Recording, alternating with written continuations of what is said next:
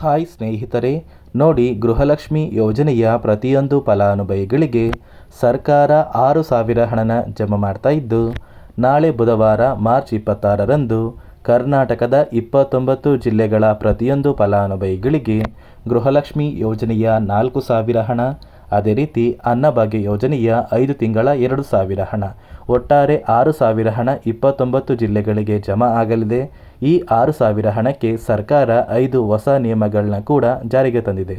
ಹಾಗಾದರೆ ಬನ್ನಿ ಸ್ನೇಹಿತರೆ, ಸರ್ಕಾರದಿಂದ ಯಾವ ಜಿಲ್ಲೆಗಳಿಗೆ ಹಣ ಜಮಾ ಆಗ್ತಾ ಇದೆ ಮತ್ತು ಜಾರಿಗೆ ಬಂದಿರುವಂತಹ ಆ 5 ಹೊಸ ನಿಯಮಗಳು ಏನು ಅಂತ ನಾನು ನಿಮಗೆ ಈ ಒಂದು ವಿಡಿಯೋದಲ್ಲಿ ತಿಳಿಸ್ಕೊಡ್ತಾ ಇದ್ದೀನಿ. ಅದಕ್ಕಿಂತ ಮೊದಲು ನೋಡಿ ಸ್ನೇಹಿತರೆ, ನೀವೇನಾದ್ರೂ ಇನ್ನೂ ಕೂಡ ನನ್ನ ಚಾನಲ್ನ ಸಬ್ಸ್ಕ್ರೈಬ್ ಆಗಿಲ್ಲ ಅಂದರೆ ದಯವಿಟ್ಟು ಪ್ರತಿಯೊಬ್ಬರು ಚಾನಲ್ನ ಸಬ್ಸ್ಕ್ರೈಬ್ ಮಾಡ್ಕೊಳ್ಳಿ, ಹಾಗೆ ವಿಡಿಯೋಗೆ ಒಂದು ಲೈಕ್ನ ಕೊಡಿ. ಹೌದು ವೀಕ್ಷಕರೇ, ಗೃಹಲಕ್ಷ್ಮಿ ಯೋಜನೆಯ ಪ್ರತಿಯೊಂದು ಫಲಾನುಭವಿಗಳಿಗೆ ಸರ್ಕಾರ 6,000 ಹಣನ ಜಮಾ ಮಾಡ್ತಾ ಇದೆ.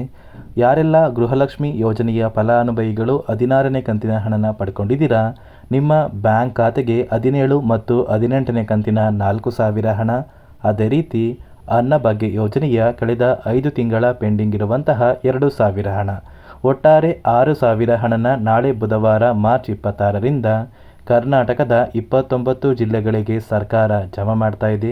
ಈ 6,000 ಹಣನ ನೀವು ಪಡಿಬೇಕು ಅಂದರೆ 5 ಹೊಸ ನಿಯಮಗಳು ಕೂಡ ಜಾರಿಗೆ ಬಂದಿದೆ.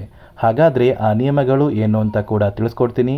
ಅದಕ್ಕಿಂತ ಮೊದಲು ನಾಳೆ ಬುಧವಾರ ಮಾರ್ಚ್ 26ರಂದು ಕರ್ನಾಟಕದ ಯಾವ ಜಿಲ್ಲೆಗಳಿಗೆ ಸರ್ಕಾರ 6,000 ಹಣನ ಜಮಾ ಮಾಡ್ತಾ ಇದೆ ಅಂದರೆ ಬೆಂಗಳೂರು ನಗರ, ಬೆಂಗಳೂರು ಗ್ರಾಮಾಂತರ, ರಾಮನಗರ, ಚಿಕ್ಕಬಳ್ಳಾಪುರ, ಚಿತ್ರದುರ್ಗ, ದಾವಣಗೆರೆ, ಕೋಲಾರ, ಶಿವಮೊಗ್ಗ, ತುಮಕೂರು, ಬಳ್ಳಾರಿ, ಬೀದರ್, ಕಲಬುರಗಿ, ಕೊಪ್ಪಳ, ರಾಯಚೂರು, ಯಾದಗಿರಿ, ವಿಜಯನಗರ, ಬಾಗಲಕೋಟೆ, ಬೆಳಗಾವಿ, ವಿಜಯಪುರ, ಧಾರವಾಡ, ಗದಗ, ಹಾವೇರಿ, ಉತ್ತರ ಕನ್ನಡ, ಚಾಮರಾಜನಗರ, ಚಿಕ್ಕಮಗಳೂರು, ದಕ್ಷಿಣ ಕನ್ನಡ, ಹಾಸನ, ಕೊಡಗು, ಮಂಡ್ಯ, ಮೈಸೂರು ಮತ್ತು ಉಡುಪಿ ಈ 29 ಜಿಲ್ಲೆಗಳ ಪ್ರತಿಯೊಂದು ಫಲಾನುಭವಿಗಳಿಗೆ ಸರ್ಕಾರದಿಂದ ಮಾರ್ಚ್ 26 ಬುಧವಾರದಿಂದ ಗೃಹಲಕ್ಷ್ಮಿ ಯೋಜನೆಯ 2 ತಿಂಗಳ 4,000 ಹಣ, ಅದೇ ರೀತಿ ಅನ್ನಭಾಗ್ಯ ಯೋಜನೆಯ 5 ತಿಂಗಳ ಪೆಂಡಿಂಗ್ ಇರುವಂತಹ 2,000 ಹಣನ ಜಮಾ ಮಾಡ್ತಾ ಇದ್ದು, ಆದಷ್ಟು ಬೇಗ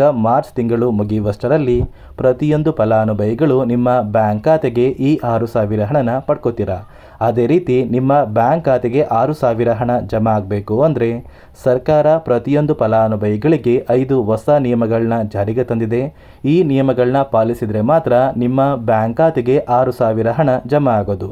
ಹಾಗಾದರೆ ಬನ್ನಿ ಸ್ನೇಹಿತರೆ, ಆ ನಿಯಮಗಳು ಏನು ಅಂತ ತಿಳಿಸ್ಕೊಡ್ತಾ ಇದ್ದೀನಿ. ಮೊದಲನೆಯ ಒಂದು ನಿಯಮ ಬಂದು, ನೀವು ಹೊಂದಿರುವಂತಹ ಒಂದು ರೇಷನ್ ಕಾರ್ಡ್ಗೆ ನಿಮ್ಮ ಮನೆಯ ಪ್ರತಿಯೊಂದು ಸದಸ್ಯರ ಆಧಾರ್ ಕಾರ್ಡ್ನ ಕಡ್ಡಾಯವಾಗಿ ಲಿಂಕ್ ಮಾಡಿಸ್ಬೇಕು.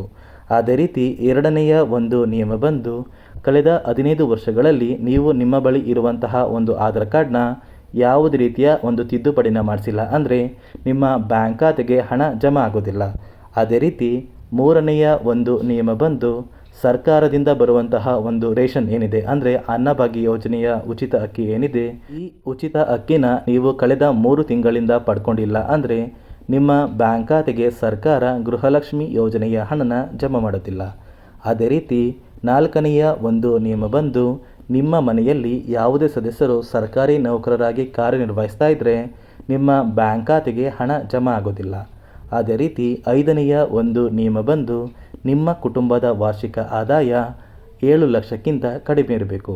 ಒಂದು ವೇಳೆ 7 ಲಕ್ಷಕ್ಕಿಂತ ಜಾಸ್ತಿ ಇದ್ದರೆ ನಿಮ್ಮ ಬ್ಯಾಂಕ್ ಖಾತೆಗೆ ಹಣ ಜಮಾ ಆಗೋದಿಲ್ಲ. ನಾಳೆ ಬುಧವಾರ ಮಾರ್ಚ್ 26ರಂದು ಕರ್ನಾಟಕದ 29 ಜಿಲ್ಲೆಗಳ ಪ್ರತಿಯೊಂದು ಫಲಾನುಭವಿಗಳಿಗೆ ಗೃಹಲಕ್ಷ್ಮಿ ಯೋಜನೆಯ 17 ಮತ್ತು 18ನೇ ಕಂತಿನ 4,000 ಹಣ, ಅದೇ ರೀತಿ ಅನ್ನಭಾಗ್ಯ ಯೋಜನೆಯ ಕಳೆದ 5 ತಿಂಗಳ ಪೆಂಡಿಂಗ್ ಇರುವಂತಹ 2,000 ಹಣನ ಸರ್ಕಾರ ಜಮಾ ಮಾಡ್ತಾ ಇದ್ದು, ಆದಷ್ಟು ಬೇಗ ಕೆಲವೇ ದಿನಗಳಲ್ಲಿ ಪ್ರತಿಯೊಂದು ಫಲಾನುಭವಿಗಳು ಈ 6,000 ಹಣನ ನಿಮ್ಮ ಬ್ಯಾಂಕ್ ಖಾತೆಗೆ ಪಡ್ಕೋತೀರಾ.